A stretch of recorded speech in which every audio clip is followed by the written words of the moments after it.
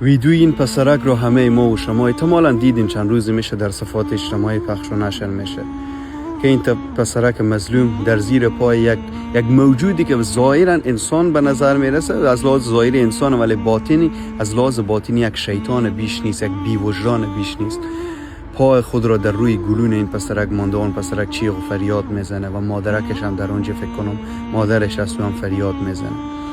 افغان ها هیچ وقت اینقدر تحقیر نشده بودن که در این چند دهه اخیر تحقیر شدن.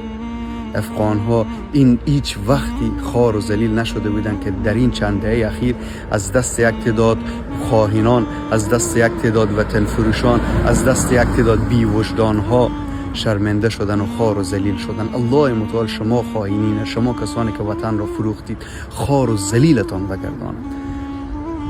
افغان ها را به هر کجای شما بی عزت کرده اید، الله متعال شما را بی عزت بکند، شمایی که وطن را فروختید.